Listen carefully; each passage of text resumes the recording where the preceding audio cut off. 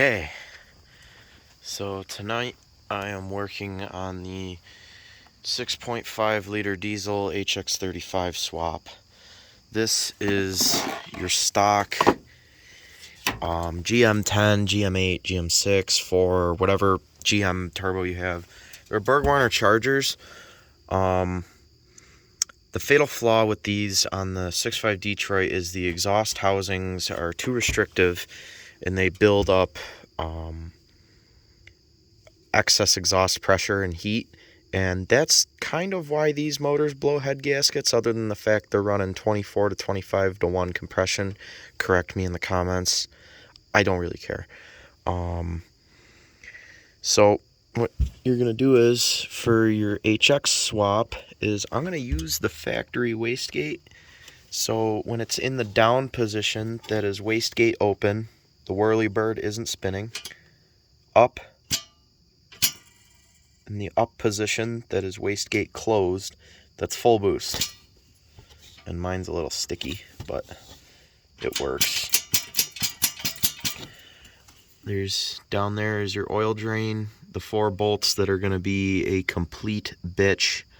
They're probably going to snap off in the manifold. I'm going to scream and end up throwing this whole thing in the trash. That gasket looks new. They'll turn out.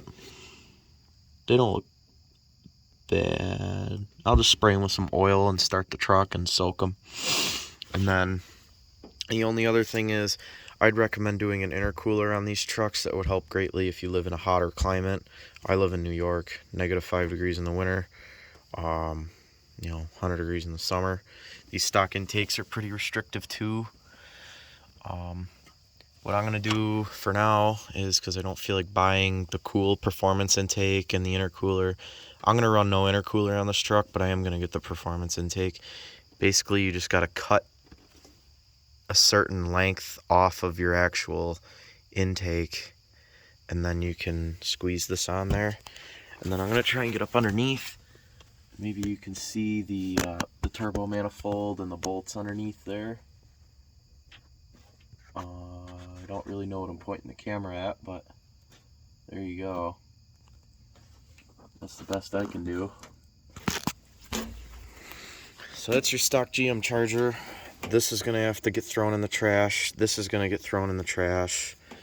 I really hope those manifold bolts come out, which I already know they won't.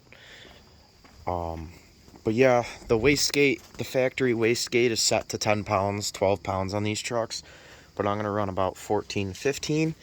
Basically how you do that is you got to mess with the map sensor. I know the clip is held in with a zip tie. I broke the clip. I know, but it works. Haven't even thrown a check engine light yet. But yeah, what we're going to do is we're going to fool the truck into thinking that we're under boosting, so it's going to fuel more to spool the bigger turbo, and the wastegate is going to clamp shut, sending more boost into your boat engine or Humvee engine. Let's just walk back up here to my garage. There's my sweet 89, the small block in it. Buy a small block. Don't buy a fucking 6.5 diesel. To the hx35 off of a tractor of some kind. How you're going to separate it is, there's that big C-ring. You're going to have to clamp off the back. I know the turbo's ugly as hell. I'm going to get it sandblasted. There's your exhaust gasket. Oh, lens is dirty. Now it's even dirtier because my hands look like that. The factory exhaust housing on the Cummins will work great. And I'm going to re-tap this hole because that looks stripped as hell. This one looks good. And then I'm going to use the factory GM10 wastegate to wastegate, or just weld it shut if you are feeling lucky. But yeah, here's your wastegate. This turbo is going to get ported out a little bit for more flow. It's also in really need of a cleaning. It looks like the tractor engine this was on kind of exploded. I'm going to be using the stock housing. This is an hx35W. I don't really know what that means, but this is your center section right here. You can see all the crap built up around there from the heat shield. The bearings aren't horrible, but I ordered a new set anyway. You can clock these turbos however you want. So most likely you're going to have to take this all apart to put it on your 6.5 diesel. These are usually rusted on pretty good to the housing, like that. They're rusted on there pretty good. These clamps go in between there and there that hold your exhaust side to your center section. Just loosen the bolts, don't take them all the way off, and then take a dead blow hammer.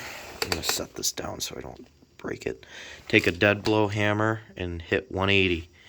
180, 180, 180, you know, star pattern, all four corners. If you do it right, your turbine shaft should never be frozen. And if it is, it's no big deal. You just go 180 degrees and tap it a few times the other way so it starts turning.